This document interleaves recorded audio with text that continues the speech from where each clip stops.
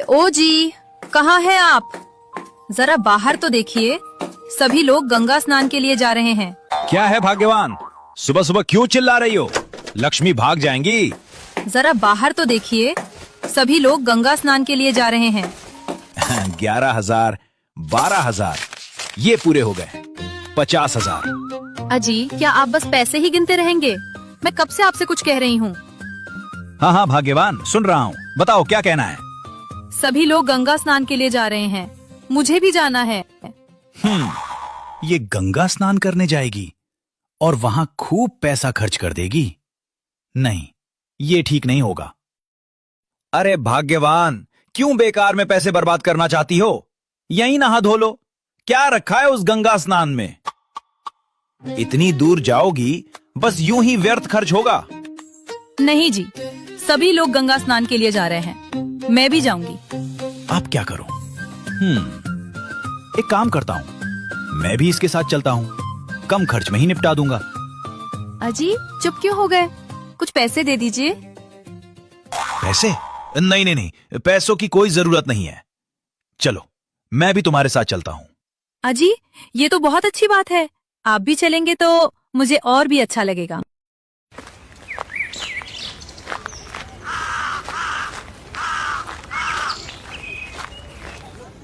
सुनो सब लोग, ध्यान से सुन लो। सोनू पाठक, घर का पूरा ध्यान रखना। मैं और मालकिन गंगा स्नान के लिए जा रहे हैं। जी मालिक। मालिक, अगर आप कहे तो बैलगाड़ी का प्रबंध कर दूं, आपको चलने में सुविधा रहेगी। नहीं नहीं, उसकी कोई जरूरत नहीं है। जितना कहा है उतना ही करो।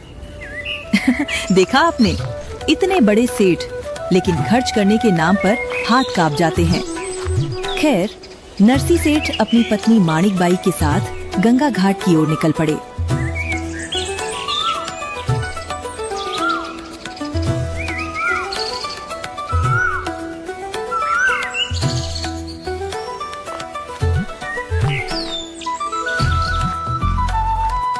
लेकिन जो कुछ नीचे हो रहा था, उसे ऊपर से कोई ध्यान से देख रहा था।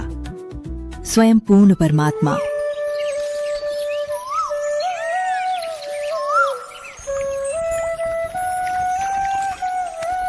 नरसी की कंजूसी और उसकी सोच को परखने के लिए और अपने लोक से चलकर पृथ्वी लोक पर आ पहुंचे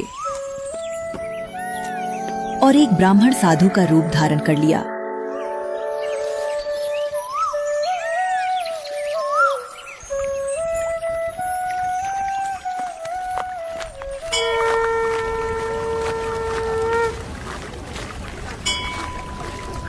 हाँ तो भाग्यवान, गंगा घाट तो आ गए हैं। चलो फटाफट स्नान कर लो, मैं भी कर लेता हूँ। माणिकबाई गंगा जल में प्रवेश कर श्रद्धा से स्नान करने लगी और तभी नरसी सेठ भी स्नान करने के लिए जल में उतरने ही वाले थे कि अचानक साधु के रूप में स्वयं भगवान वहां आ पहुंचे। हे सेठ जी, स्नान करने से पहले कुछ दान कर दीजिए। दान के बिना ये स्नान अधूरा है। अरे, ये क्या मुसीबत है? स्नान किया नहीं और ये वसूली करने आ गए। अरे ब्राह्मण जी, हम दान के लिए पैसे नहीं लाए, बस खर्च भर लाए हैं। दान तो बाद में करेंगे। अजी, दे दीजिए ना, क्यों ऐसा अन्याय कर रहे हैं? चुप रहो, तुम बीच में मत बोलो। सेठ जी, केवल पानी में डुबकी लगाने से कुछ नहीं होगा, थोड़ा दान कर दीजिए। ये ब्राह्मण तो मेरी इज्जत ही उतारने पर तुला है। सुनो ब्राह्मण, 1 टका दूंगा बस। अरे सेठ जी, कम से कम 1 रुपए तो दान कर दीजिए। 1 रुपए? न न न, ब्राह्मण, तुम क्या जानो पैसों की कीमत? जाओ यहां से, मेरे पास इतने पैसे नहीं हैं। अच्छा सेठ जी, तो चलिए चवन्नी ही दे दीजिए। चवन्नी? नहीं, मैंने कह दिया ना, 1 टका दूंगा, बस उतना ही दूंगा। ठीक है भाई, जितनी तुम्हारी इच्छा। अरे, ये ब्राह्मण तो मान गया। एक काम करता हूं, इसे घर बुला लेता हूं। सुनो ब्राह्मण, मैं 1 टका यहां नहीं दूंगा, तुम मेरे घर आ जाना, वहीं दूंगा, क्योंकि मैं यहां बस थोड़े ही पैसे लाया हूं। ऐसा करो, मेरे घर आ जाना। मेरा नाम नरसी है, गांव जामुनागढ़, सब जानते हैं मुझे।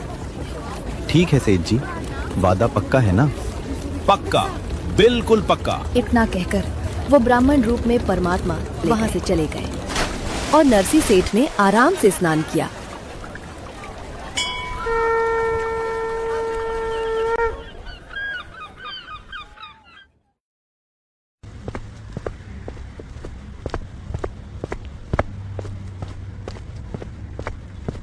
नरसी अभी अपनी गठरी उतार ही रहा होता है, तभी ब्राह्मण स्वरूप स्वयं परमात्मा नरसी के घर पहुंच जाते हैं और दरवाजा खटखटाते हैं। अंदर से एक नौकर बाहर आता है। हाँ ब्राह्मण जी, बताइए क्या काम है?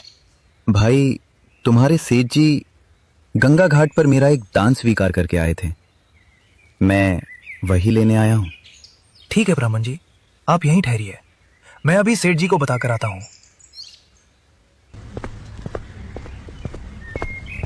मालिक, बाहर एक ब्राह्मण आया है, कहता